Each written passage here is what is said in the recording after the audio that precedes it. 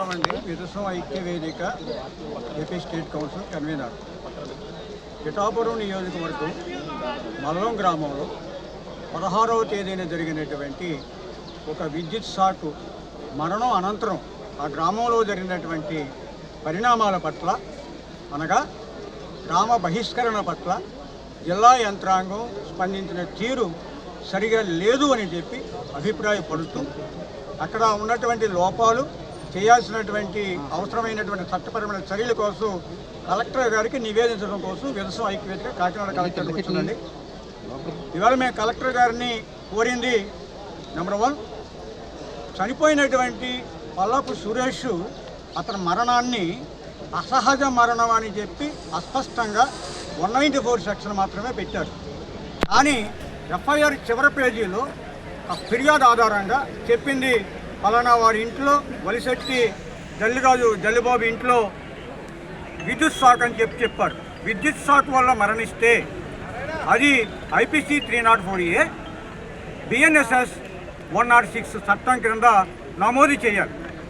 రెండవది, ఆ మరణానికి సంబంధించి నష్టపరిహారం కోసం డిమాండ్ చేసినటువంటి యువకులకి నష్టపరిహారం విషయంలో తర్జని భర్జన పడి నష్టపరిహారంలో కొంతమేరకు ఇచ్చినట్టు ఇచ్చి మరుసటి రోజు గ్రామ పెద్దలు పూర్తిగా మల్లం దళిత వాడని వెలివాడగా మార్చారు.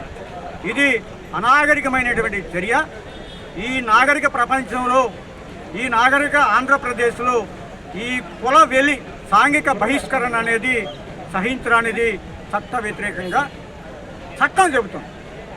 ఈ ప్రక్రియని ప్రభుత్వ అధికారులు అటు రెవెన్యూ కానీ పోలీసు వారి కానీ సాంఘిక బహిష్కరణ SC ST atrocity 2015 amendment act ఈ ప్రకారం అక్కడ కేసు నమోదు చేయాలి. కానీ అధికారులు బాధిత కుటుంబాలని, బాధితుల పక్షాన మాట్లాడేటువంటి దళిత సంఘాలని కూర్చోబెట్టి కొంతమేరకు అన్యాపదేశంగా బెదిరిస్తూ మేము చెప్పినట్టు కనుక వింటే మాత్రమే మీరు అనుకున్నది కొంతమేరకనే జరుగుద్ది, కాబట్టి మీరు కేసుల కోసం పట్టుబట్టొద్దు, మీరిద్దరూ రాజీ పడండి, ఒకరికొకరు రాజీ పత్రాలు రాసుకోండి, పీస్ కమిటీ వేస్తామని చెప్పి ప్రభుత్వ యంత్రాంగం చెప్పి ఆ సాంఘిక బహిష్కరణని మసిపూసి మాయ చేసింది.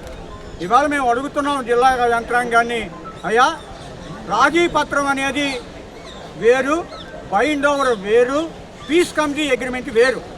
పీస్ కమిటీ అగ్రిమెంట్ ఎప్పుడు 2 వర్గాలు ఘర్షణ వాతావరణం ఉన్నప్పుడు ఇరువురికి సంబంధించి జస్ట్ లైక్ ఏ బైండ్ ఓవర్. కానీ ఇక్కడ ఒక వర్గం మీద దాడి చేసినప్పుడు బాధిత వర్గం బాధితులుగా ఉన్నప్పుడు వీరు కూడా రాయటం ఏంటి? ఇది కరెక్ట్ కాదు. అది ఒప్పందం ఇక్కడ చెల్లదు. క్షమాపణ పత్రం చెల్లుద్ది. అవతల దాడి చేసిన వారు క్షమాపణ పత్రం రాసేవాళ్ళు. ఇక భవిష్యత్తులో మేము ఇలాంటివి చెయ్యము, చేస్తే చట్టపరమైన చర్యకు లోబడతామని చెప్పి అయినప్పటికీ ఈ పరిష్కార చర్య అనేది, ఈ శాంతి కమిటీ అనేది భవిష్యత్తులో గొడవలు జరగకుండా ఉండటానికి కానీ జరిగిన నేరాన్ని మాఫీ చేయడానికి శాంతి కమిటీకి ఏ విధమైనటువంటి హక్కు లేదు అని చెప్పి విదుసం ఐక్యవేదిక ప్రకటిస్తూ కలెక్టర్ గారి నోటీస్కి ఈ అంశాన్ని తీసుకెళ్ళాం. వారు ఒక ప్రశ్న మమ్మల్ని వేశాడు, అయ్యా ఒక ఇంటికి పనికెళ్ళినటువంటి వ్యక్తి ఏ కులానికి చెందినవాడో తెలుస్తుందా అని. కొన్ని సందర్భాల్లో తెలియకపోవచ్చు, కానీ ఇండస్ట్రీస్లో అక్కడ కూడా తెలుస్తుంది 90%.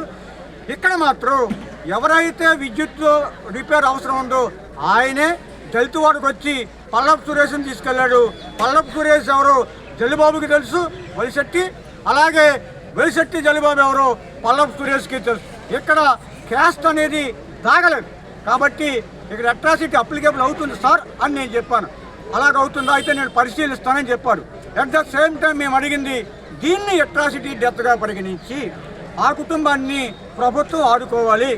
ఒకటి, అది ప్రమాదభరితమైన మరణం కాబట్టి చంద్రన బీమాకి అప్లై చేయాలి. 2, అట్రాసిటీ మరణం కాబట్టి అట్రాసిటీ రిలీఫ్ అప్లై చేయాలి. 3, అట్రాసిటీ మరణం కాబట్టి ఆ కుటుంబానికి ఉద్యోగం, ఇల్లు, నష్టపరిహారం ఇవ్వాల్సిన బాధ్యత ప్రభుత్వం మీద ఉందని చెప్పి వారికి చెప్పడం జరిగింది. ఈ సందర్భంగా మీతో చివరిగా ఒక మాట ఏంటంటే, మేము ఈ రోజు వరకు ఇక్కడ రావటంగా ఉండటానికి కారణం ఏంటంటే 25వ తేదీన ఉప ముఖ్యమంత్రి గారు నియోజకవర్గం వస్తున్నారని తెలిసి వారు మా ఇంటికి వెళ్తారు, మా వాళ్ళ ఇంటికి వెళ్తారు, వాడిని పరామర్శిస్తారు. ఎందుకంటే Pallapu Suresh active member of the Janasena, వాళ్ళ కార్యకర్త చనిపోయాడు కాబట్టి పరామర్శిస్తారని చెప్పి మేము ఎదురు చూస్తాం. కానీ వారు పరామర్శించలేదు సరికదా. ఈ ఈ తప్పిదాన్ని దిద్దుబాటు చర్య కోసం ప్రభుత్వ యంత్రాంగాన్ని ఆదేశించలేదు. నిన్ననే శ్రీకాకుళంలో ఏనుగు చనిపోతే 10 లక్షలు అనౌన్స్ చేసిన పవన్ కళ్యాణ్ గారు వాళ్ళ కార్యకర్త చనిపోతే కనీసం పలకరించకపోవడం అనేది శోచనీయం. ఇది ఎస్సీఓడి కాబట్టి పలకరించలేదు. అది వేరే ఆయన చనిపోతే వేరే రకంగా ఉండేదేమో తెలియదు. కానీ ఇక్కడ ముఖ్యమంత్రి గారు, ఉప ముఖ్యమంత్రి గారు ఈ అంశం మీద స్పందించాలి. నష్ట నివారణ చర్యలు